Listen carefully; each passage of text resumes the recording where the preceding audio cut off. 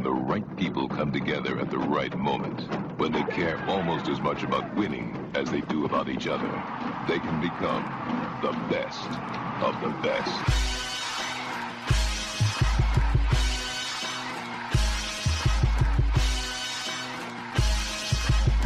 Welcome to the best soccer show, the best soccer show in the whole world. Here we go. It's the best soccer show. Jason Davis, Jay Rodius, Jared Dubois. The Haji match. It's a nice name for it. The United States 2, Australia 1. Final whistle just blew in Colorado. Not sure I thought it was going to go that way at the end. Jared, it had some dicey moments there. Really? You thought it was in jeopardy? I thought the win might be in jeopardy. I thought they were capable of slipping and giving up a second. Obviously, the goal that they gave up was extremely frustrating. Love the fight back. Love Haji Wright getting himself a brace. Love Christian Roldan doing it twice to make sure the U.S. had opportunities to For the haters. The Christian Roldan haters out there, there are several. Well, I'll let you know right now. Get used to it because he just punched a ticket to the World Cup with the 26th spot, probably.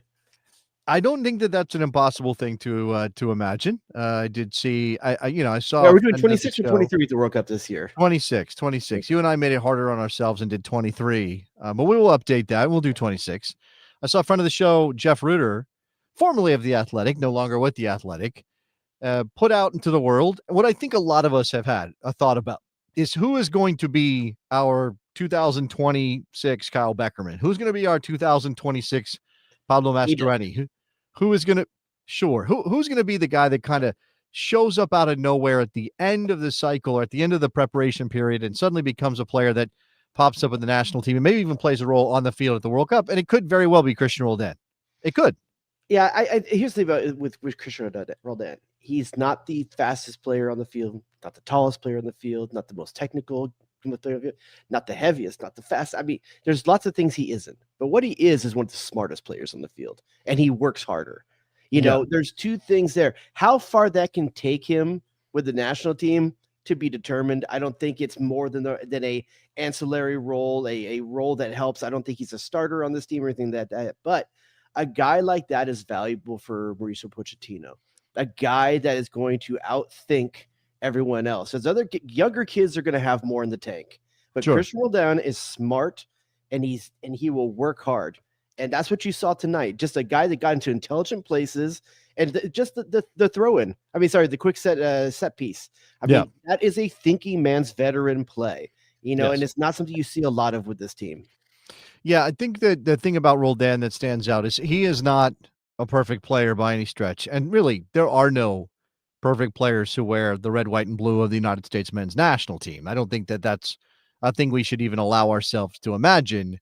He is good for 2 or 3 or 4 passes, turnovers that drive me bonkers. Just drive me nuts.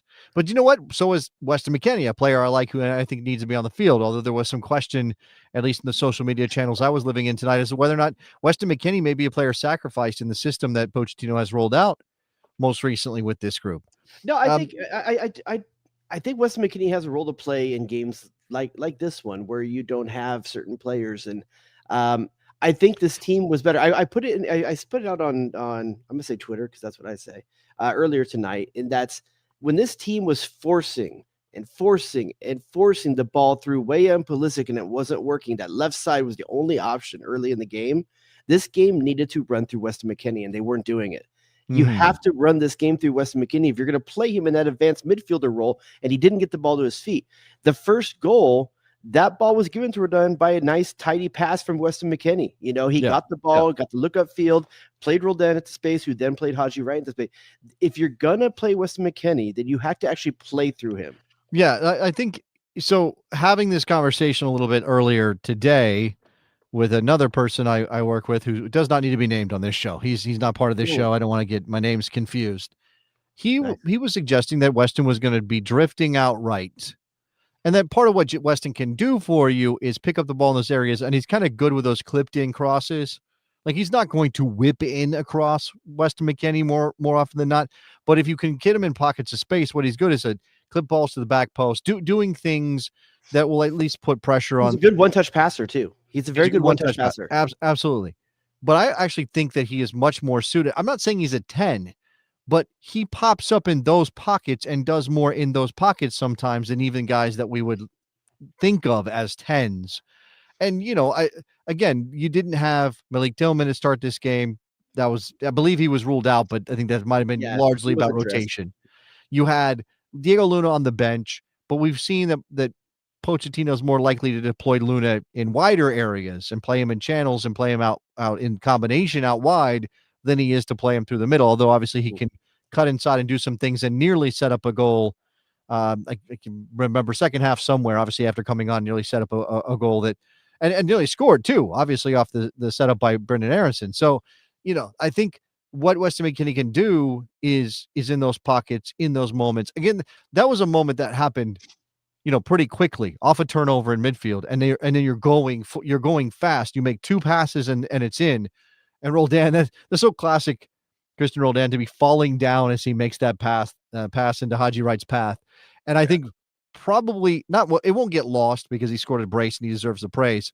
But man, that finish in that way for Haji Wright, that is a confident player's finish. That's a guy who's leading the championship and thinks. And Frank Lampard is when you have someone Frank Lampard's pedigree telling you that you're the guy, and that's got to mean a lot. And the way that they're scoring goals, the way Derby County has started the season. I think the difference between him and Balogun is I still think Balogun is the better striker, and I think the U.S. plays a better style of ball when Balogun's on the field. But it just shows that with that striker role, confidence overcomes so many things. Yeah. And if you're only going to get one or two opportunities on the night, you probably want Haji Wright on the end of those. But if you're playing a 90-minute game, you probably want Balogun on the field for everything else he does.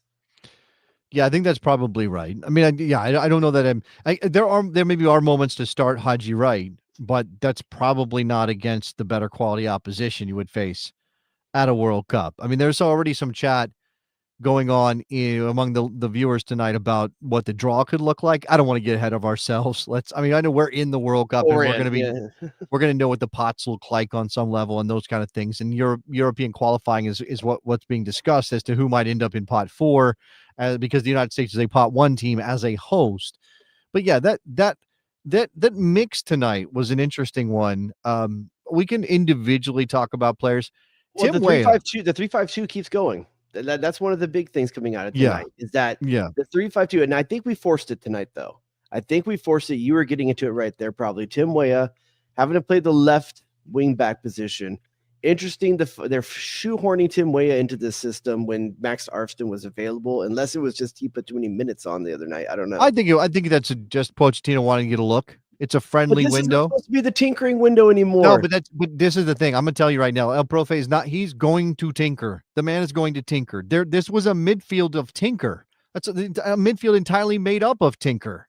He swaps out the two guys that help him get the draw against Ecuador for two other guys, a guy who he had never seen before in James Sands. So should we expect him to tinker when it comes to the World Cup, or it's going to be a set 11? No, he's going to know what his best team is, but I do think you can expect him to maybe, swap out a player or two. There will be changes. Yeah, I don't think he's going to be locked into an 11. No, but I do think that he's still trying to figure out which players he can trust. I think, as you said, Christian Roldan's probably won himself a spot on the roster because he has utility. He might not be a starting 11 player. He might not see the field at all in a World Cup, but I don't know. I mean, and this is actually a good point. Tinkering and experimenting aren't the same thing. Now, you could argue he was actually experimenting because he did play a different midfield than he played against Ecuador. And by the way, the setup was different in build-up and against the ball. So against Ecuador, they did defend with 4 at the back, with Miles Robinson drifting out into a fullback, which you actually saw later in this game. That Miles Robinson played in almost like a fullback position, pushing up high as they were going for a third. And obviously things had changed with the makeup of the personnel. But I think that, that's interesting that he didn't play that way in defense today, partly because they just matched Australia's formation, which is also what they did against Japan. Yeah, what they did struggle with tonight was playing the ball at the back against the press. That was definitely something that looked sketchy at times. I think that's where you're missing Tim Ream in this lineup tonight. is that guy Well, with the it's and that's the thing. So I'm sorry to interrupt you, but I think this is the whole left side issue, right? yeah, it was bad. Right-footed guys running in the same space. Now he's talking about attack is Riverside Grove, but you also have to remember that Mark McKenzie is out there is not a left-footed player. Well, I mean, He's- I again, something else I put out there on Twitter tonight is that how many times did you see right-footed players pass the ball out of bounds on the left side? Because they were forcing their right foot to make the pass, which takes the ball naturally towards the sideline, instead of having a natural lefty who uses their left foot to hug the sideline and curl the ball away from him and down the line. It's things like that are really frustrating when you see really good players like Tim Weah just pass the ball out of bounds. You know he's better than that, but he's being put in a position where he's not comfortable playing. And these are the type of things. Mark McKenzie as well. We've passed the ball right out of bounds out there. Little things like that are really, really frustrating. I get what Pochettino's trying to do. I see it. But when you just watch simple giveaways like that, and things like that matter, because where did the first goal come from?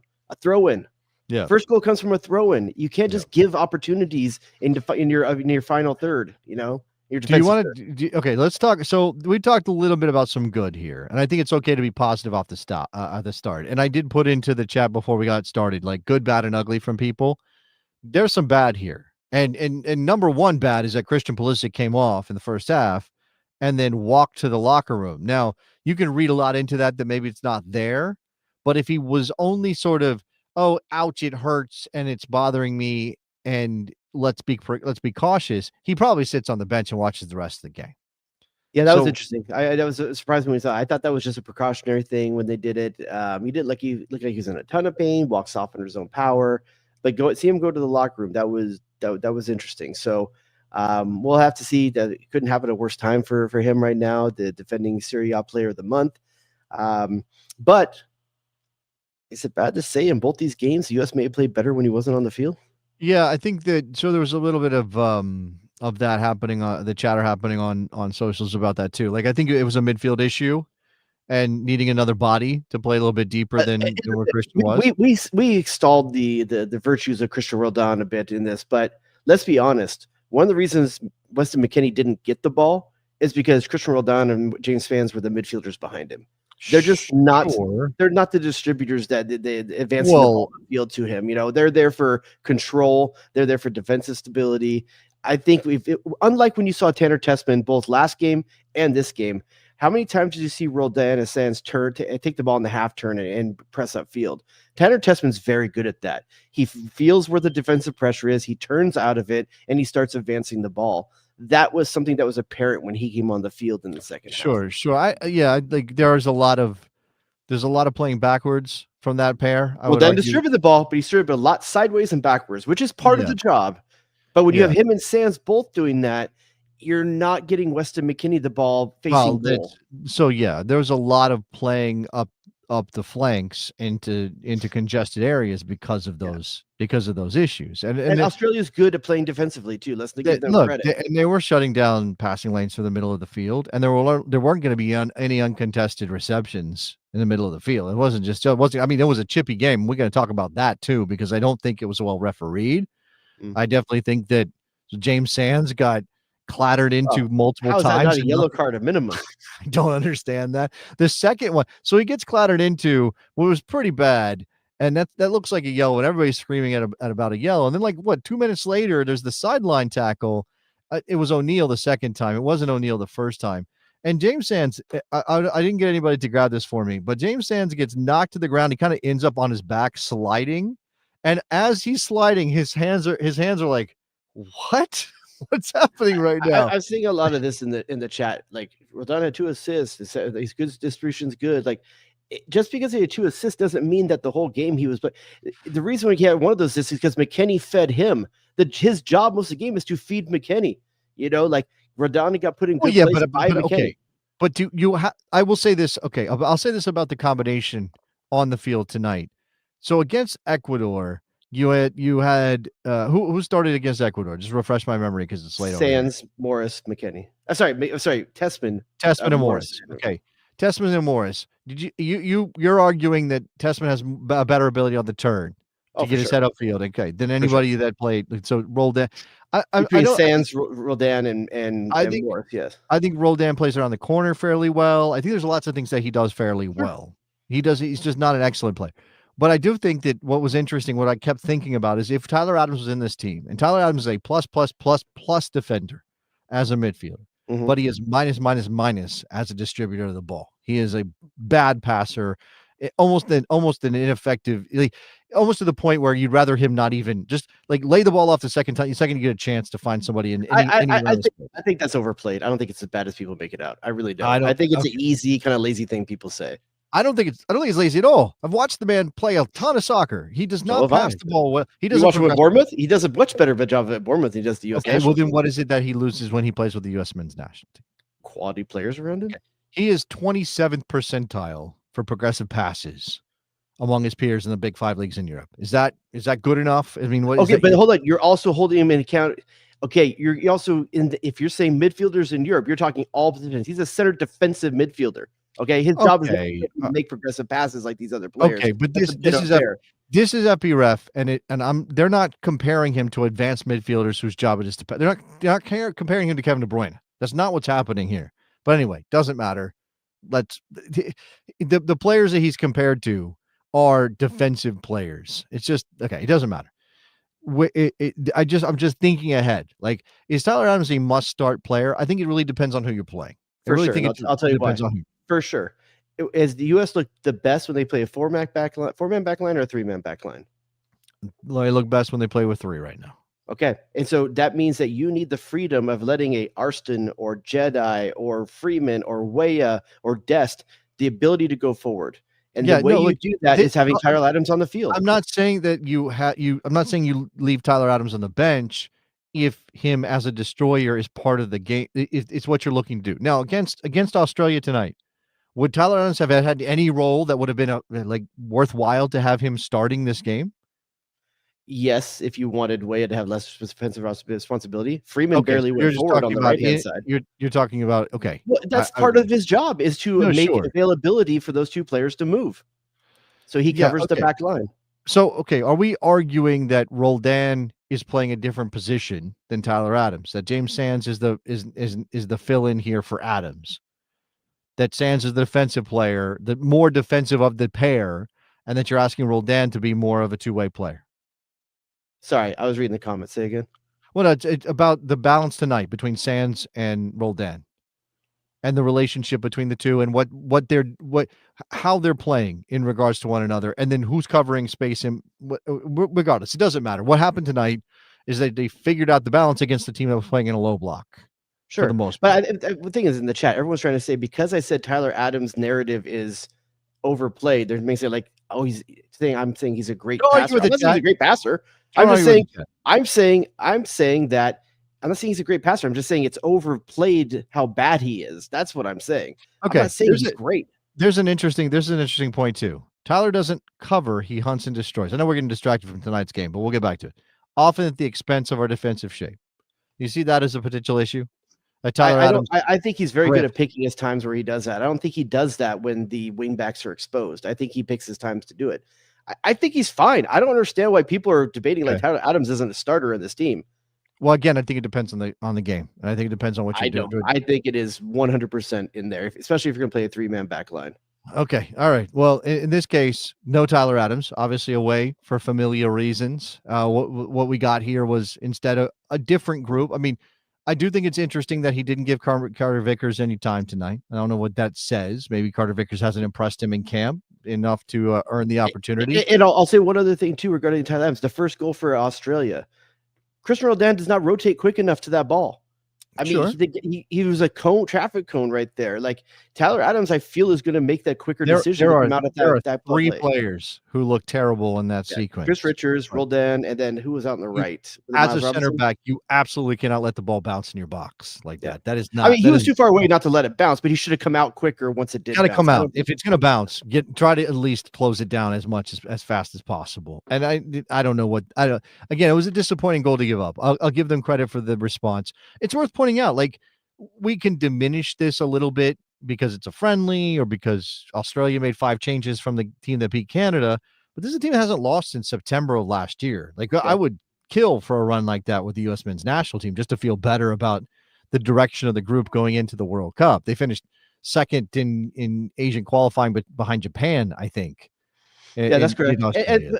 In fairness, USA rotated 4 or 5 starters themselves as well. So I think there were 6 changes in this team, wasn't it? So I mean, Yeah. I feel like that is a equitable change on both sides. Granted, one of ours was bringing Christian Pulisic in. That's a nice change you can make. But I think taking off Ream and there's some other players that like Flo Balogun.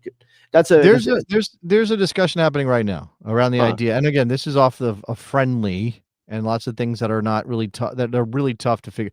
I don't know how you're saying that Tyler Adams is not droppable. Fine. I get it again because of what he does as a 6. He's not droppable. Obviously, he's a droppable, but for me, he's a starter to me. Yeah. Okay.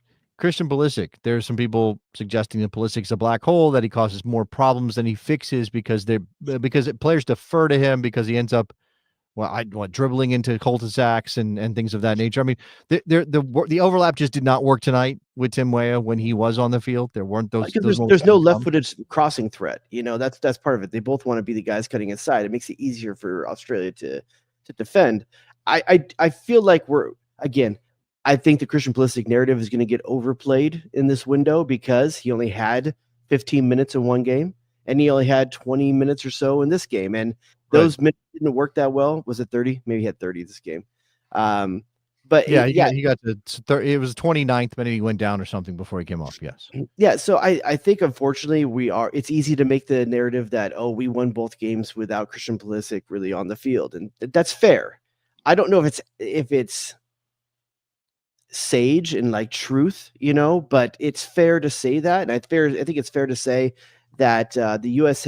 I'm confident. I leave this window confident that the U.S. doesn't need necessarily Christian Pulisic at its best to win. That's what I'm taking from this window, and I think that feels good. Yeah, and that's a positive, right? You don't need. I don't think you need to gin up reasons to either drop Christian Pulisic or imagine that the team is always better. I think what you learn is that Christian Pulisic doesn't have to play on the left. That's the thing. But I don't. Do we trust anybody to make that choice? And I mean, again, if you're playing, did this team look bad with Diego Luna out there? What'd you say? Did the team look bad with Diego Luna out there tonight? No. So. Diego brought something tonight. He brings energy in the press, which I think is good. It's kind of similar to why am I blanking on the left back for Bayern Munich plays for Canada? Oh, Alphonso Davies. Davies. He has a position he plays with the club team, right? But the national team, he's playing left forward. He's playing in the center midfield sometimes. Like you've got to play the player where they're best for your team, not necessarily where they're best for their club or what they like playing. Well, okay, but there's a knock-on effect to all of this. I think Christian Pulisic needs more touches on the ball in this team, but he's not when he's isolated or with two guys coming at him. He can't play the way McKennie played tonight. He can't play that way. Well, I mean, you can try. I think he can play the way Tillman played last game. Okay. I mean, I suppose, again, part of the issue, and it was in evidence tonight, is that in for whatever reason in the international game, Pulisic finds it difficult to get space. And when he does have an opportunity to turn the jets on and go, he gets hacked down. And why does he struggle to find space with the American team versus AC Milan? Where's the other threats? Where's the other threats? Sure. On the ball threats. I guarantee you the team's game plans when they come out and they're going to play against Christian Pulisic in CONCACAF or the national team, we are going to double every time he has the ball. We're going to overplay him and make someone else beat us. I can't tell you how many teams I've been in where coaches say, make someone else beat us. Yeah. Dare them to make someone let Freeman get free on the right. See what happens. But is that an argument for not playing Pulisic? Sometime. No, but it's an argument for trying to play him differently than a team expects to see him, and let him find the game. Well, not let the game come to him in one corner of the field. No, but okay, but what do good players do? What did Clint Dempsey do his entire career when he was played up high and he wasn't getting touches? What did he do? He came back and got touches. He came back and got the ball. He came to midfield just to touch the ball. And when we see Christian Pulisic do that, that's sometimes a problem, or it looks like a problem. And again, because what does Christian Pulisic do when he drops deep to get on the ball? Does he look to combine? Does he look to play 1 and 2 touch passes? No, he tries to turn. He tries to get face up. He tries to beat players off the dribble. He tries. Somebody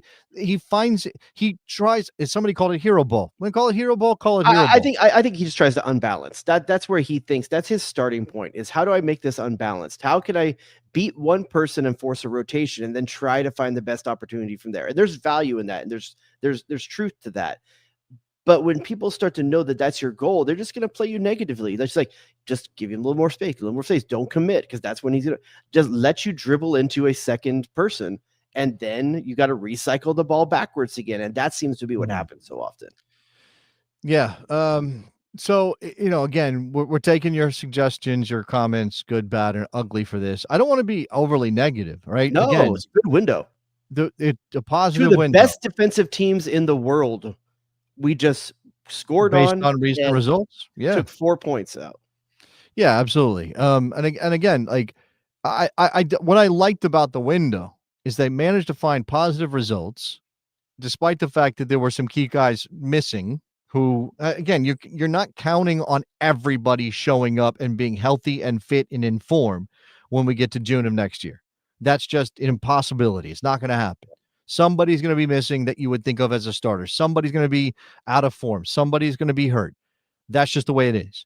So you need to work with what you've got. Now, I will have questions about Pochettino's ability to identify the best talent as long as he keeps bringing in sort of a different set of players in certain positional groups every single window until he's like, okay, well, these are the games that these are the last 2 windows, or these are the warm-up friendlies, and now we've got the team that we're really taking to the World Cup. Because I don't know if James Sands is going to the World Cup.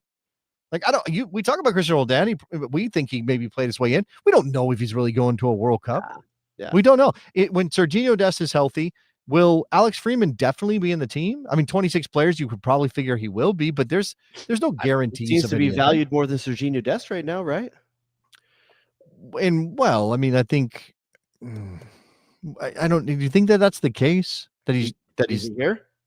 Well, it isn't. Okay, Serginho's issue, okay, but is he 100% available, or is this one of those deals like maybe it's better if he's so available that Pochettino didn't want to talk about why he wasn't here? Well, I think Pochettino's policy is pretty standard in that sense, which is I don't talk about players who weren't in my team. I don't know, man. He was playing for PSV. I don't know. Unless there's something out there. I mean, we had no problem hearing that Tyler Adams wasn't here because that there was a baby on the way, right? Like he speaks about certain people. He doesn't speak about others. I would think, and let's just go back to the last window. Dest didn't play as much as we thought he would, right? No, that's true. That's fair. For Freeman. That's fair. Yeah. Yeah. I mean, again, but things can switch, right? Things can turn over pretty quickly. Now, talking about Serginho Dest is maybe not favored at the moment. Again, Weston McKennie didn't come in the last camp. And maybe you're right in the fact that he did address McKennie when asked in the September window. He said, "We know Weston. We know about Weston." He wasn't saying like in a negative way. It sounded loaded, but I think it was an ESL situation. Where it was like, we already know about Weston. We don't need to really look at him right now. We'll see him eventually. And then obviously Weston's here and Weston plays. There was never any real question about Weston not being good enough for the national team. Whereas Dest comes in last time, doesn't play much. He's not in this team. Joe Scally. I mean, we're starting to get to the point. Somebody said we're in a John Brooks level Joe Scally kind of situation. Like that. John Brooks is one of the best center backs in the Bundesliga. I don't feel that to be the same thing, and was a pretty consistent performer for the national team. I don't think that Joe Scally fits those bills. Okay, so okay. I mean, but still, Joe Scally is starting and getting significant minutes for a bad Bundesliga team. Don't get me wrong, but still in the Bundesliga. That's also if Pochettino's future is a 3-man back line, what's Joe Scally's role? No, I get it, but okay. So, but that can't be said for Dest. It's more telling that Dest is not on the team. Exactly. Right. That is true. And I'll shift to one other position on the field real quick because we've talked about select positions, something like that. Isn't it nice for once for you and I not have to talk about the striker position? Doesn't it feel good to have 2 different guys come in and produce and not to be like How do we not have a striker? How many years have we talked about the fact we don't have a striker? Yeah. You know. Yeah. Well, What a okay. good Again, feeling I don't this want. is. I don't want to get ahead of myself. Like I don't want to No, start but listen, counting my this goals before they hatch. is more positivity than I've been allowed to have. Right. No, that's fair. That's fair. Yeah, like we should be able to be a little bit happy about this because we haven't had this kind of situation in a very long time. And Oh, Balogun. by the way, America, you're welcome. Because this is you gifted us Haji Wright. Is that Haji what this Wright, is? LA Galaxy, homegrown player. You're welcome. He's also a former member of the New They York stole him Cosmos. from us. They stole him from us. That's not what They happened. dangled a big contract that was like made of like rubber. They did tell him that they were going to sell him, and that was part of the It deal. it almost killed his career. Let's be honest. That About move going to the almost killed Cosmos. his career. Things were not great for him for a while. That is fair. Yeah, those were two very good How finishes. was it the fun Cosmos?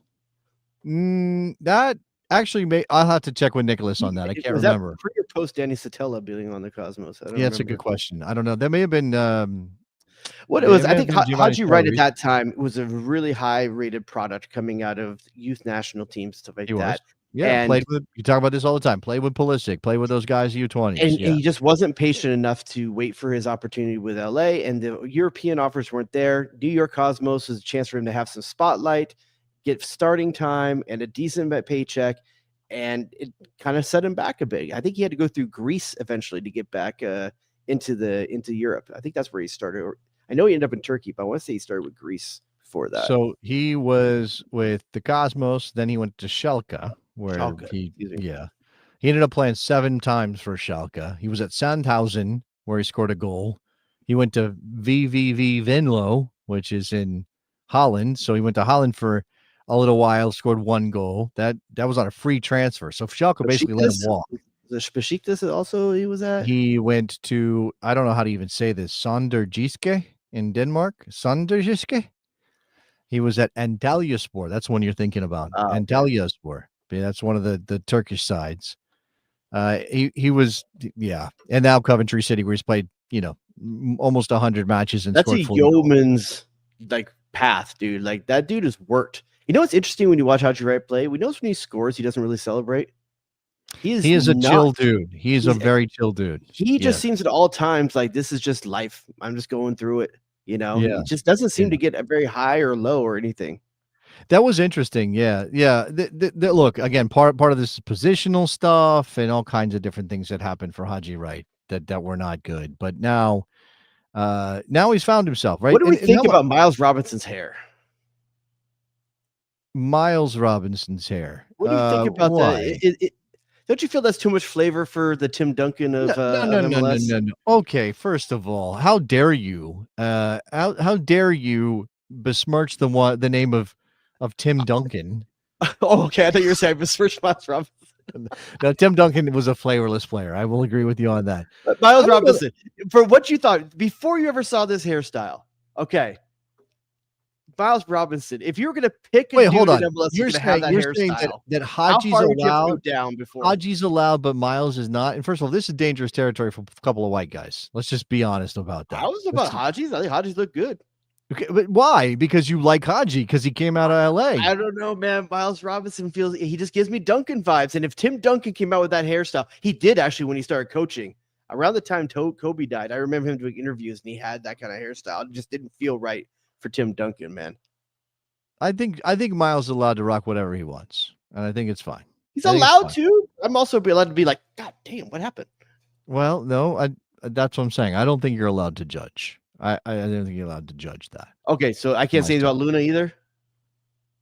About Luna's hair choices? Yeah. Well, Luna's 22 years old or whatever. Like Luna is just a dumb kid doing dumb things. I'm not. Is Miles Robinson give you Duncan vibes? No, he does not give me. He does not. Duncan okay, what defender gives you Tim Duncan vibes? Fundamentals.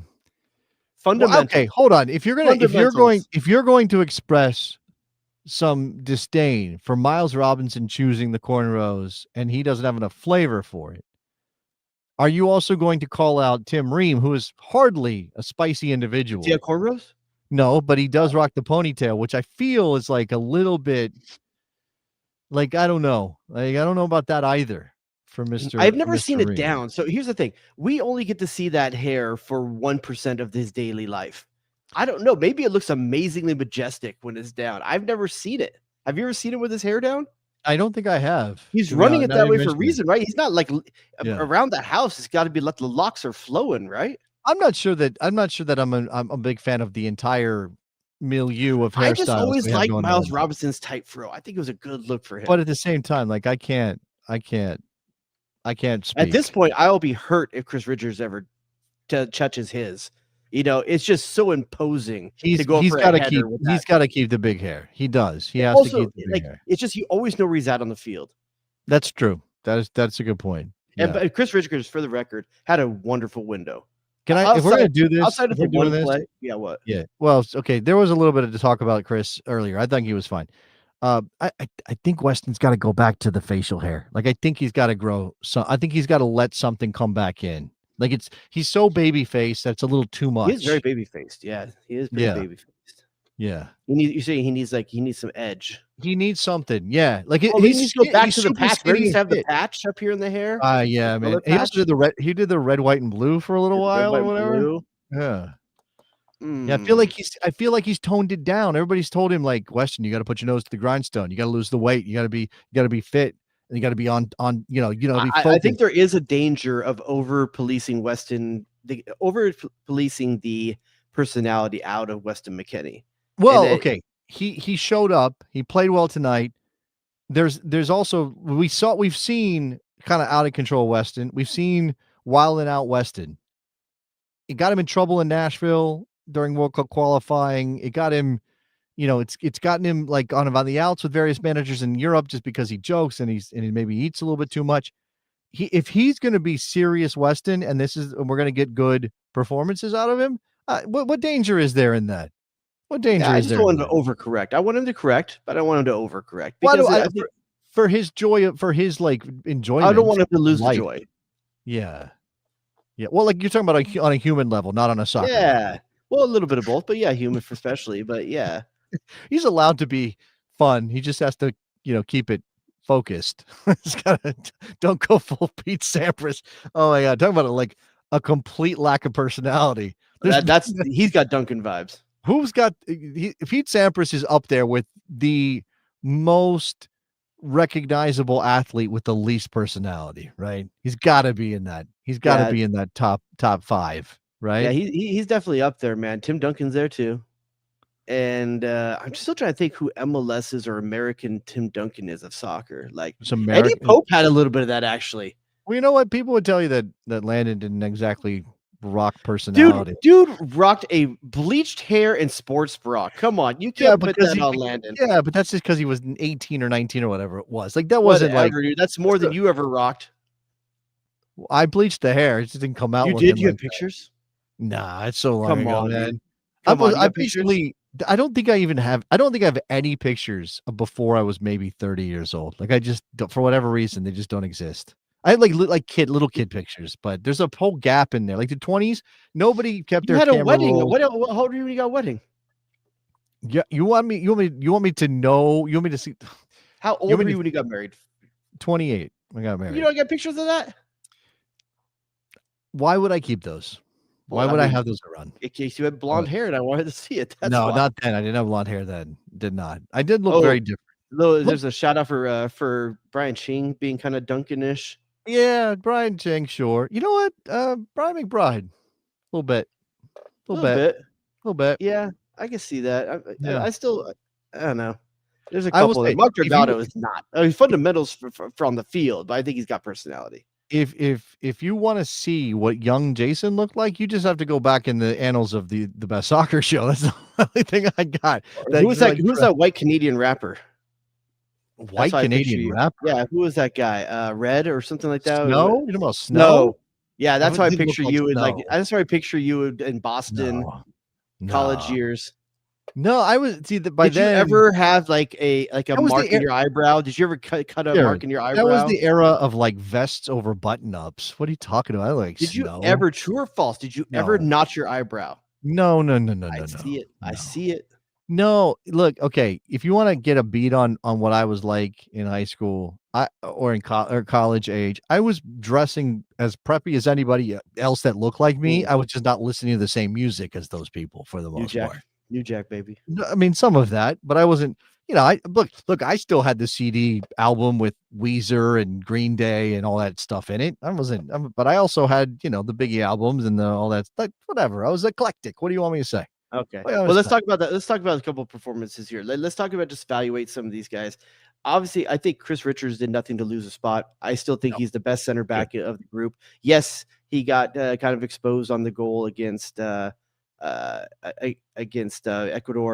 Aiden Morris has some ownership in that, and also Richards has some ownership in that as well. But outside of that, he's just a powerhouse. He steps really well. He's good in the air. I think Mark McKenzie gave me a lot of nerves last week when the first game of this cycle when he came in as a sub and made a couple rough decisions. I think he acquitted himself well today.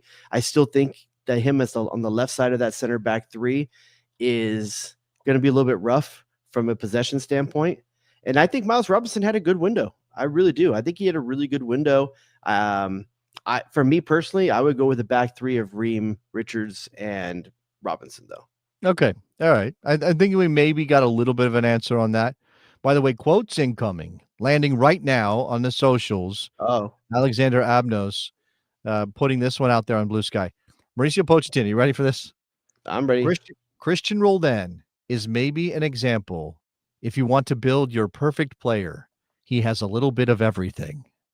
Straight from Mauricio Pochettino's mouth about Christian Roldan. He also has a little bit of age. He's 30-something at this point. He's got the legs for it. He's a fit player. I don't think there's any doubt about that. So this is his shot. Christian Roldan's going to go to the World Cup because clearly Mauricio Pochettino respects him and likes him.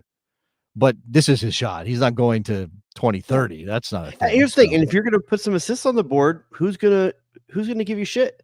Who's going to give Pochettino shit? I know people when you say the name Roldan, there's a curdling taste in their mouth that they can't put that with what they have a vision for the World Cup. But out of all the players on the field tonight, one person put Haji Wright in position to score twice. Christian Roldan. Roldan. I mean, you got to give him his credit where it's due. How far he can take this, I don't know, but at least for the near term, get used to seeing him. Well, again, we're not talking about Christian Roldan starting against Argentina at the World Cup. That's not what we're talking about. Mm-hmm. We're talking about Christian Roldan being a squad player, a guy that you can use maybe off the bench, or even if you have an injury in midfield, a guy you can throw in there and not expect him to completely fumble the bag. Like, he's not going to be a disaster. And the system does benefit. There are things about the way that Pochettino is going to play that are better for some guys. And I don't think there's anything wrong with that. And that's I'm going to give you 4 names right here. Okay. You can keep 3. I can keep 3. You can keep 3. All right. James Sands. Okay. James Sands. Roldan. Yeah. Tanner Tessman. Yeah. Aiden Morris. You can keep 3.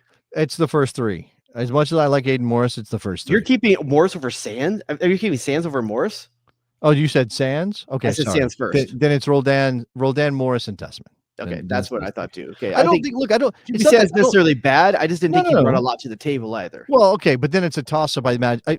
Look, Aiden Morris probably should have put in a 3rd goal tonight, although that's not really what you're asking him to do most of the time, so that would have been bonus.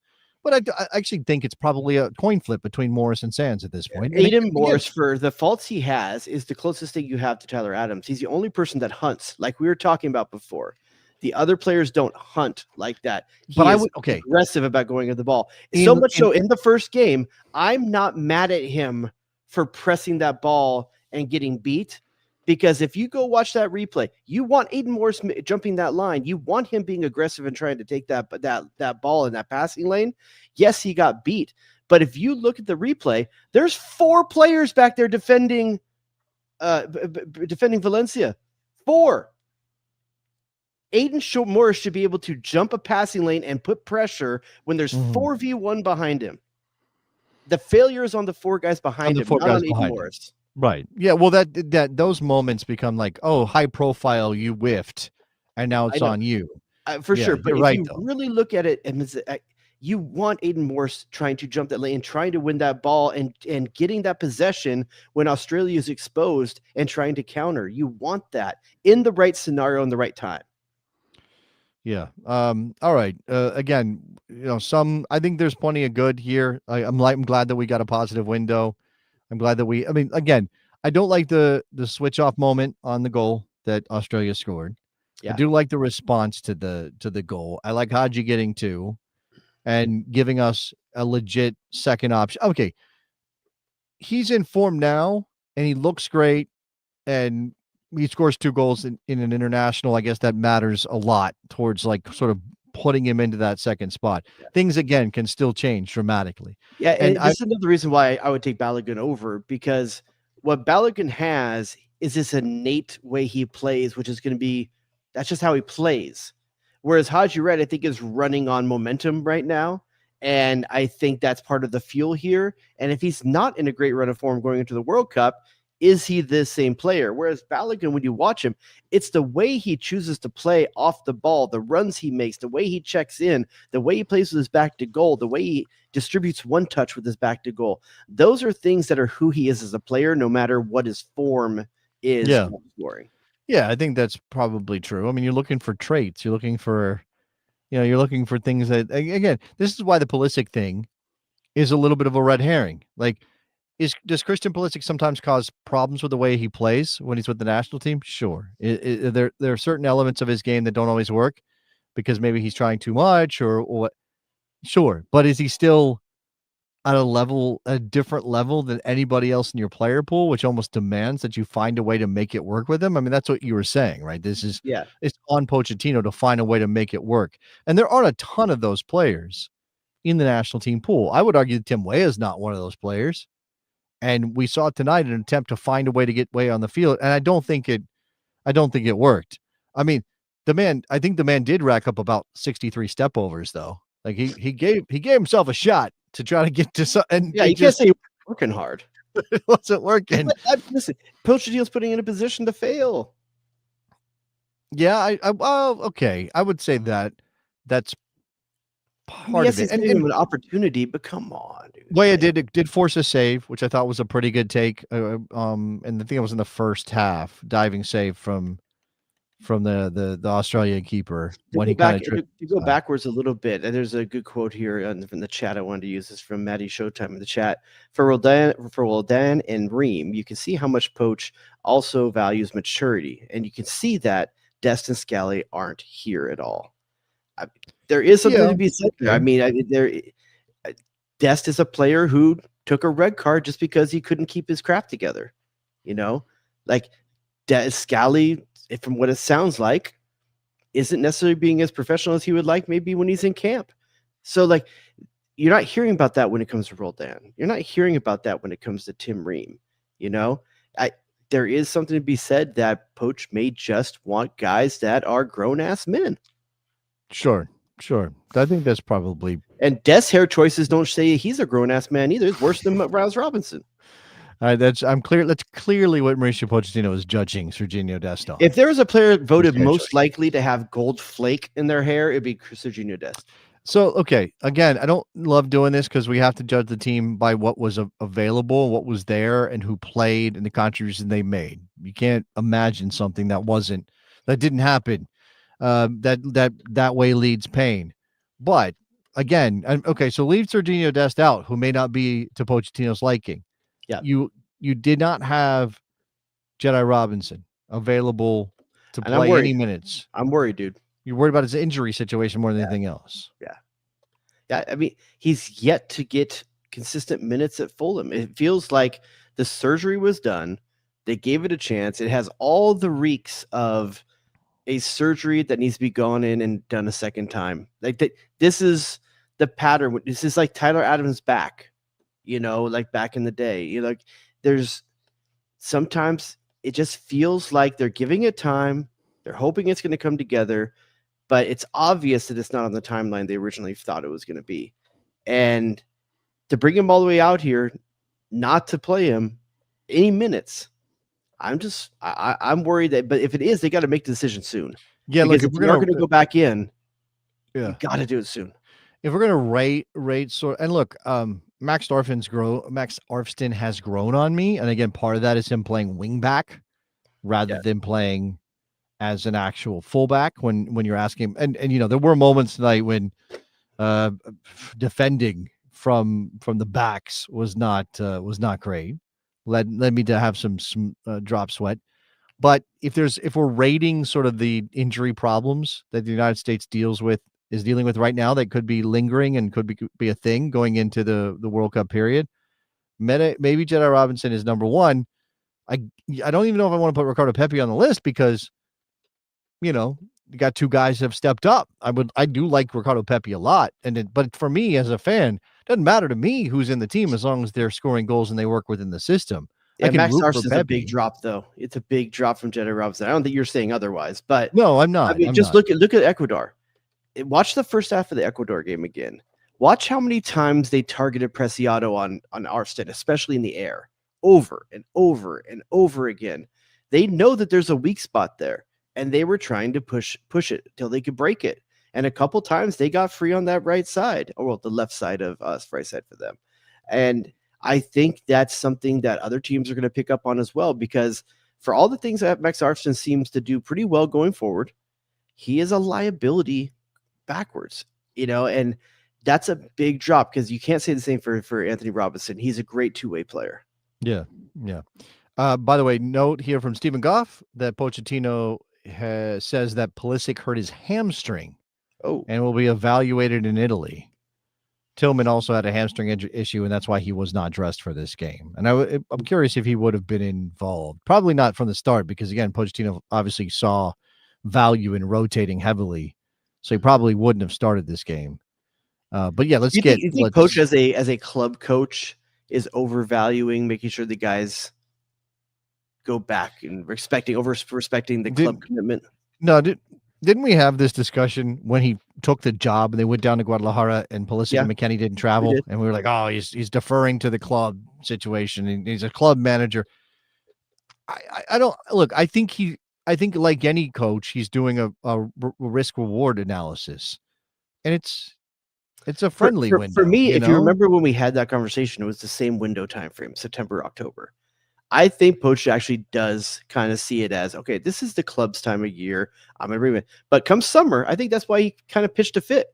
It's summertime. This is my window. This is my time to have you, and you're not giving me what I need. You're not giving me the commitment that I need. I gave you what you needed during the club season. Now you should be mine. Yeah, I think there is something to that, idea that this is all wrapped up in the culture stuff he's been talking about. Now, I get a little cynical and I'm like, oh, this is just, moving goalposts around so you can kind of find a way to justify maybe struggling a bit in terms of results. Although right now results are good. So obviously this whole thing about culture mattering is making Pochettino look like he's doing a good job. Did you see the whole story that Henry Bushnell wrote that Mauricio Pochettino picked up a quote from the CEO of Chick-fil-A? They talked about it during the game a bit. I picked it up during the Caffrey or Cathy, or whatever the guy's name is. Dan, whatever his name is, son of the founder of Chick-fil-A. Culture over strategy or something like that. Culture eats strategy for breakfast. That's what it says. So would you expect them to start saying like, what do they say at Chick-fil-A? Like, have a blessed day or something? What do they say? Whatever they My don't pleasure. say. My pleasure. Yeah, that's what they do. I don't know, man. I think he's getting the culture right, though. I mean, look at it. Like, Weston McKennie is showing a different side. He's showing what Poch probably wants to see, right? But do you think that's Poch or that's Igor Tudor? Because he talked about that in this camp. Like, Igor Tudor told him, you better drop some pounds, boy, if you want to play. And here's Weston McKennie looking svelte. I think they can both be true. And then obviously look at Christian Pulisic. I mean, that he had we knew he had a bit of an ankle knock from first games of the season in Milan. He's still here, right? He's still here. Yeah. So I don't know. I think you could say that there's maybe a bit of a culture shift going on, and this is part of it. Okay. Yeah, I'm gonna roll my eyes at stuff like culture eats strategy for breakfast as a catchphrase that you pass on to your team. I mean, it was Jurgen Klinsmann having the phone book tearing guy come and put on a show, and Greg Berhalter going to leadership conferences and talking about the philosophy of leading men What, with like someone brings a yogi generals. in and you're mad? I mean, I don't care what you do as long as you win games. I'm just really not going to buy that you putting up a You slogan were from fine with Chick-fil-A. lemons. You bring I a little don't. Chick-fil-A No, in. no. Let's not be revisionist with the history. I laughed at the lemons. Come Who on, didn't we laugh at believe the in the lemons? lemons. We believe in the lemons, guys. Are we on board with the lemons now? Are we lemons All I are know our, is that my our lime favorite. tree is in season right now, and the team is playing well. Jason probably hates it when teams bring in Oz the Mentalist. I don't hate it. I just think it's dumb. I don't even know who that is. Who's Oz the Mentalist, Jared? Is that guy who bends spoons? Wasn't that? It's a Well, guy that can make you see what you want him. He wants you to see. yeah. I mean, I don't know, man. Look, I don't Listen, know. It I'm doesn't. supposed to be the cynic here. You're the believer. Like you should believe in these things. I should believe in some wacko coming You in need to and have talk. faith in some of these things. Yeah, I'm the man. skeptic with no faith. No, those are You need to different believe in the power of categories. the lemons. Those are different categories. The lemons are fine. Here's what I do believe, although I'm not sure. This is not power of positive thinking. I believe That's that Poach believes, and that's all I know. So if Poach believes the lemons work, and then that makes Poach a better coach, then I'm fine with the lemons. Bring in truckloads of lemons, fill up the stadium with lemons, and then make sure you take them out because you got to play a game there. But yeah. See, we have an Orange Bowl in Florida. There's no Lemon Bowl anywhere, huh? That we can play games. No lemons. Like No lemon bowl. No. Damn it, missed opportunity. No. Citrus Bowl, Orange Bowl. Ooh, Citrus Bowl works. We do have the Lemons citrus. are citrus. Bowl. Yeah. Yeah, they Aren't are. they? They're citrus. Right? Yeah. Okay. Yeah. Just They're part of the fact citrus checking. family. Fact Lemons, limes, oranges, nectarines. What else? Mandarin oranges. Tangerine. Tangerines. Probably some Asian stuff I don't know about. I wonder where he called it. Nope. If let's say that there was there's a game tomorrow, and his lemon guy can't come through for him. Okay. What's the first citrus he substitutes in? If the lemons aren't available. The question is, do we think that the color matters more than maybe the size and the shape? Like, what is the factor in the lemon?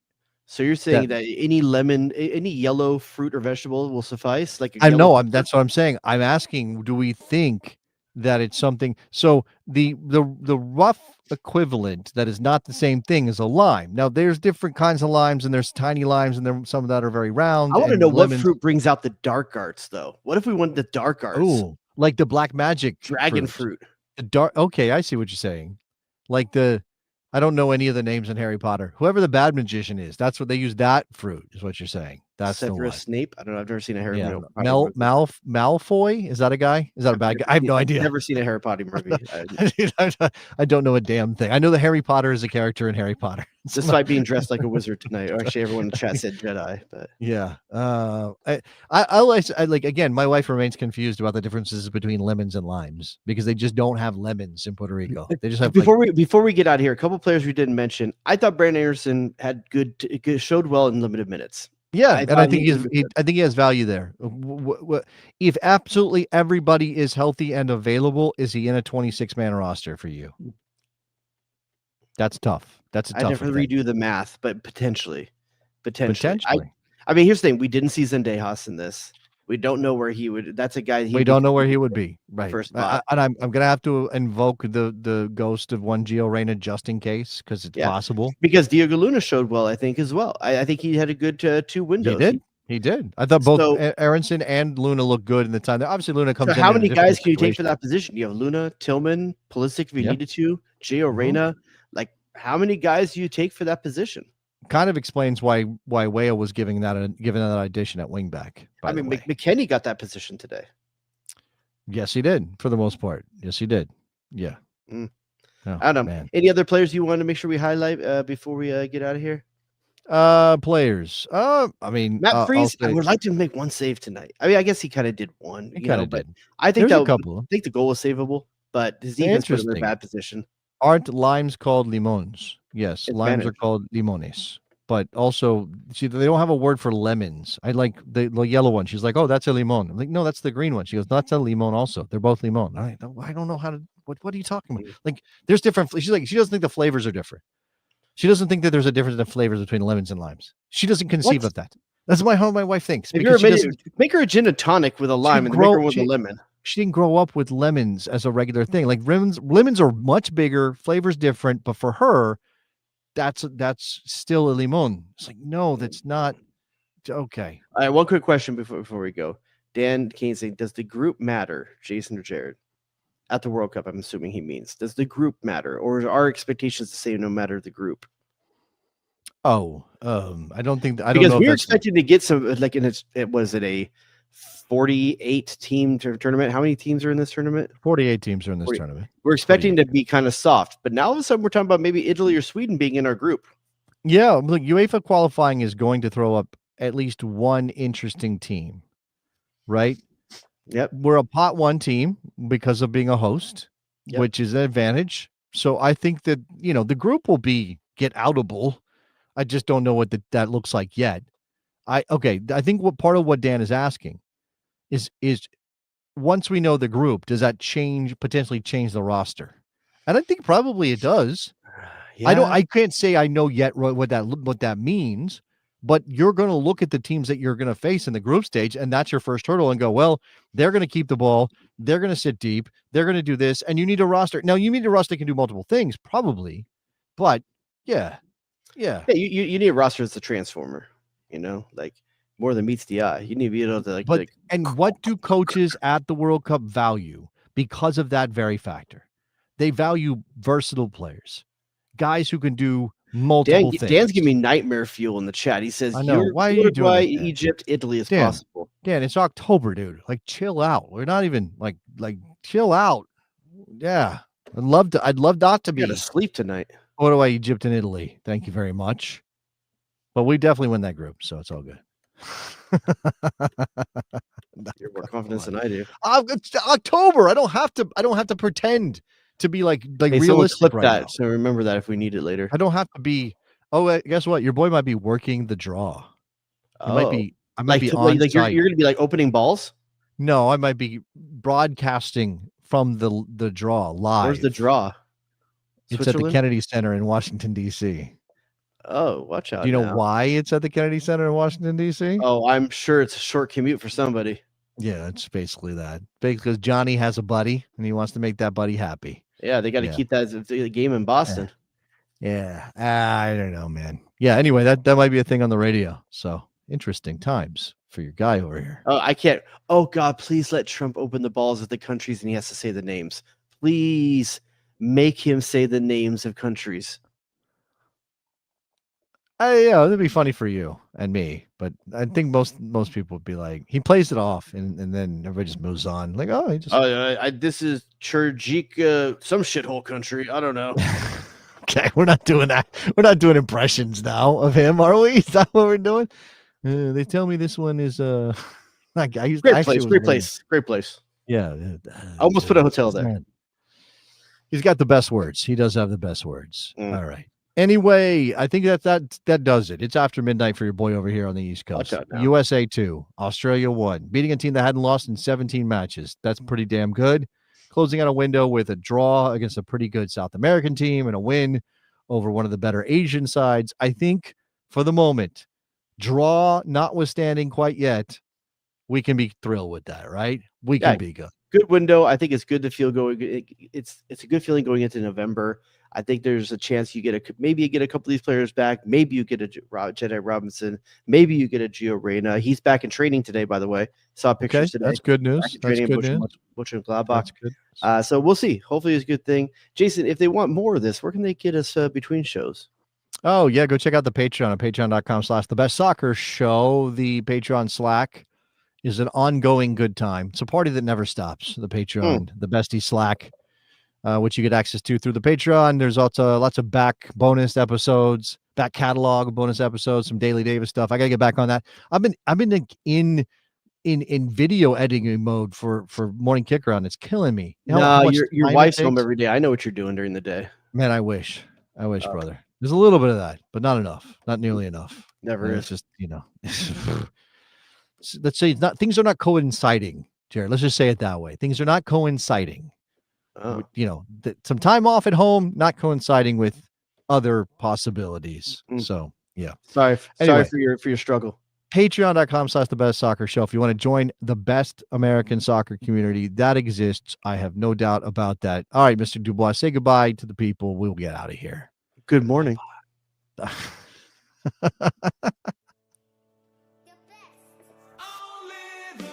Oh, it's incredible!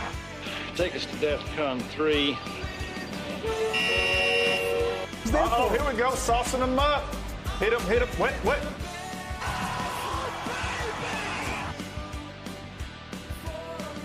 Calm down, Greg. It's soccer. It's soccer. Get to the chopper! Damn, dog, that's in a post. Danger zone! WNBC. WNBC.